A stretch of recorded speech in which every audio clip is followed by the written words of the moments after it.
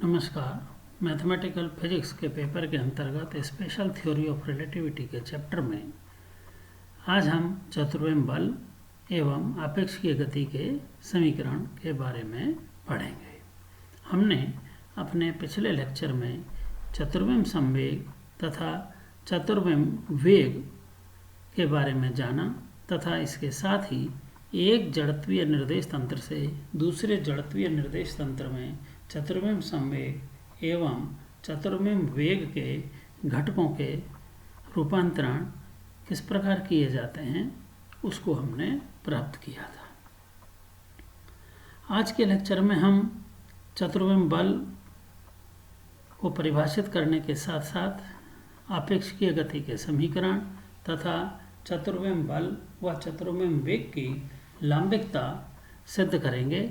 इसके अतिरिक्त चतुर्विम बल के चतुर्थ घटक का भी एक विशेष मान प्राप्त करेंगे। सर्वप्रथम हम चतुर्विम बल को परिभाषित करते हैं, जिसे कि हम चतुर्विम संवेग की उचित समय के सापेक्ष परिवर्तन की दर के द्वारा व्यक्त कर सकते हैं। इस प्रकार एफ म्यू बराबर D P mu upon D tau होगा, जहाँ टाउ उचित समय है तथा पी म्यू चतुर्विम संवेग है। उचित समयांतराल डी टाउ का मान d t into under root 1 minus u square upon c square या d t upon gamma u द्वारा दिया जाता है। डी टाउ का मान एफ म्यू की समीकरण में रखने पर हमें F mu equal to gamma U into D P mu upon D T प्राप्त होता है। अब हम इस समीकरण में म्यू का मान 1 से 4 तक परिवर्तित कर चतुर्विम बल के विभिन्न घटकों के मान ज्ञात करेंगे। सर्वप्रथम म्यू बराबर 1 लेने पर चतुर्विम बल का प्रथम घटक F1 equal to gamma U into D P 1 upon D T द्वारा दिया जाता है।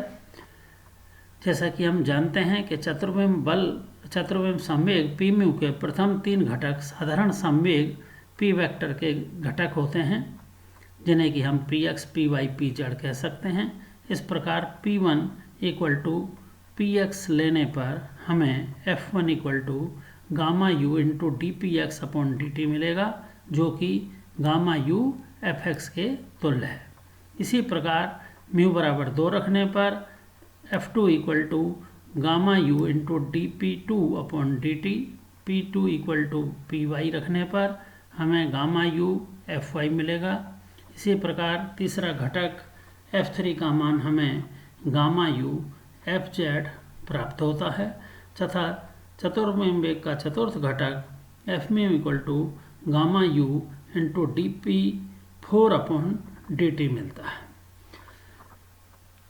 P4 का मान आयोटा ई अपॉन सी होता है। इस प्रकार हमें चतुर्विम बल के चतुर्थ घटक एफ म्यू का मान iota gamma U upon C into D upon D T मिलता है।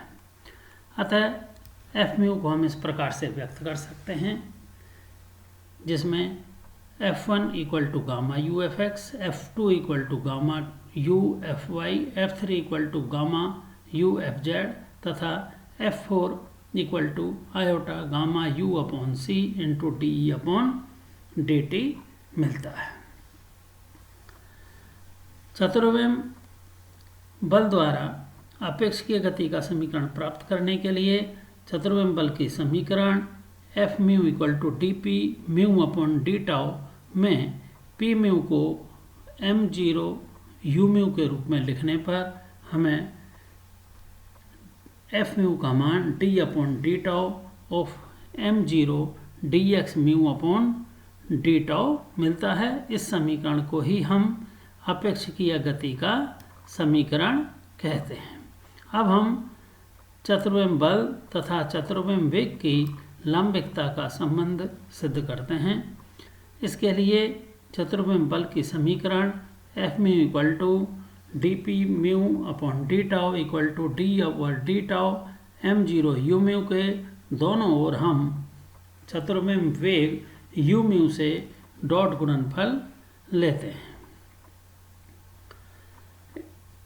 इस समीकरण के राइट हैंड साइड में m0 u म्यू का डी टाउ के सापेक्ष अवकलन करने पर हमें दो पद मिलेंगे। एक बार u म्यू को नियत लेकर तथा दूसरी बार m0 को नियत लेकर। इस प्रकार हमें f mu dot u mu का मान D m0 upon D tau into you mu square plus half m0 D over D tau of you mu square प्राप्त होता है। अब हम इस समीकरण का चतुर्विम बल के सभी घटकों के लिए योग ज्ञात करते हैं, जिसके लिए इस समीकरण के दोनों ओर हम जब समेशन करते हैं तो हमें sigma F mu dot U mu का मान D m0 upon D tau into sigma you mu square plus half m0 D over D tau sigma you mu square मिलता है। जैसा कि हम जानते हैं कि चतुर्विम वेग की निश्चरता से हमने अपने पिछले लेक्चर्स में ये सिद्ध किया है कि सिग्मा यू म्यू स्क्वायर का मान माइनस सी स्क्वायर होता है, जिसे यहाँ पर प्रयुक्त करने पर हमें sigma F mu dot U mu का मान minus D over D tau of m0 C square minus half m0 D over D tau C square मिलता है। चूँकि m0 सी स्क्वायर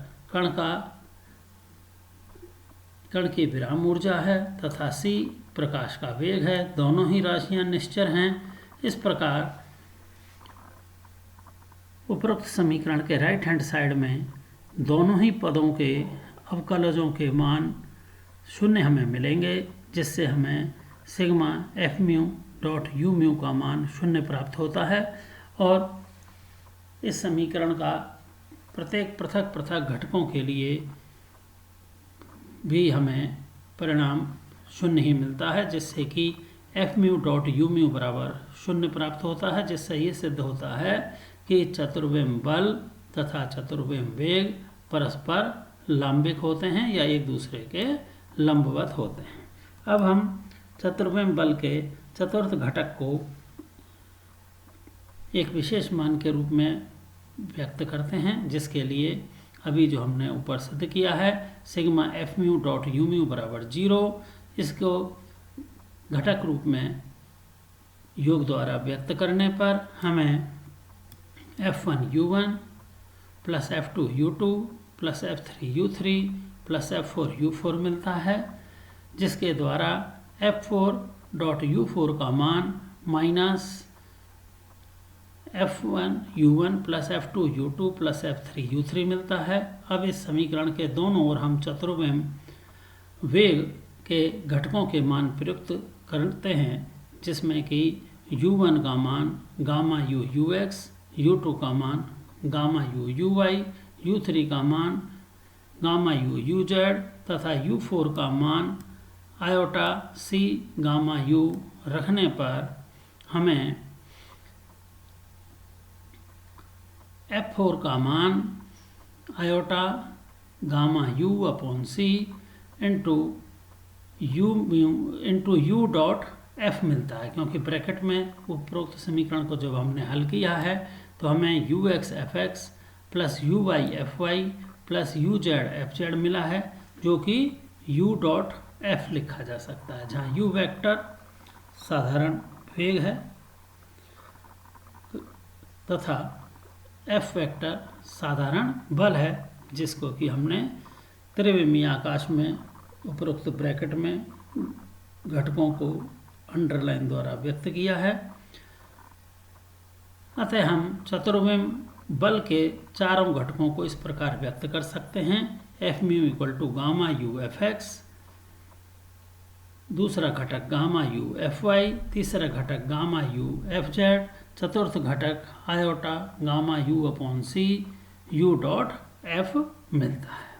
तो इस प्रकार हमने चतुर्विम बल के चतुर्थ घटक को एक विशेष मान द्वारा भी व्यक्त किया है।